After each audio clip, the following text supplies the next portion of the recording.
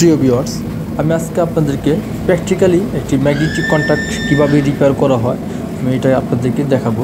তো আমি সরাসরি কিন্তু আমাদের মেশিনের যে প্রবলেম হয়েছে এই প্রবলেমটাই আমি আপনাদেরকে সলভ করে দেখাবো। তো এই ম্যাগনেটিক কন্ট্যাক্টের এনসি পয়েন্ট আর একটি এনও পয়েন্ট সমস্যা হয়েছে, অর্থাৎ এটাতে কন্টিনিউটি দেখা না, যার কারণে রিভার্স কন্ট্যাক্টটি ধরতেছে কিন্তু ফরওয়ার্ড কন্ট্যাক্টটি ধরতেছে না। তো যার কারণে এটি খোলা। তো আমি ভাবলাম যে এটা খুলতেছি যখন, তাহলে আমি এটা একটা ভিডিও করে আমি আমার ভিউয়ার্সদেরকে দেখানোর সুযোগ করে দিই। তো এটাকে আমি প্রথমে মেশিনটি খুলে নিয়েছি এবং খুলে নেওয়ার পরে কিন্তু আমি স্টেপ বাই স্টেপ ম্যাগনেটিক কন্ট্যাক্টটা খুলে ফেললাম। তো খুলে ফেলার পরে আমি কিন্তু এই পাতিগুলার কার্বনগুলা পরিষ্কার করবো। দেখতে পাচ্ছেন পাতিগুলোতে কী পরিমাণ কার্বন পড়ছে, তো যার কারণে কিন্তু লাইনটা পাস হয়েছিল না।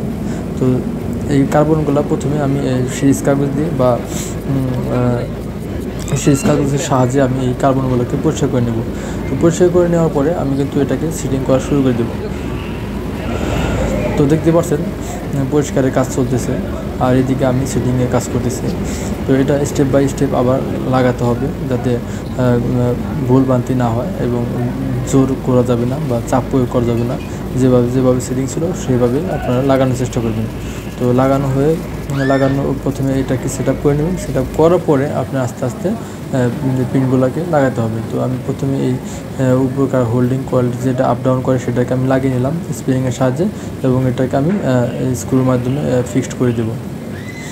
তো এটাকে স্ক্রুর মাধ্যমে ফিক্সড করে দেওয়ার পরে কিন্তু আমি পাতিগুলো লাগাবো।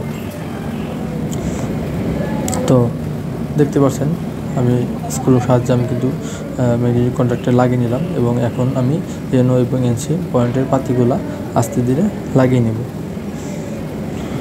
তো এটাকে কিন্তু প্রপারলি খুব সুন্দরভাবে একটু সময় লাগলেও কিন্তু আপনি আস্তে ধীরে এটাকে লাগিয়ে নেবেন।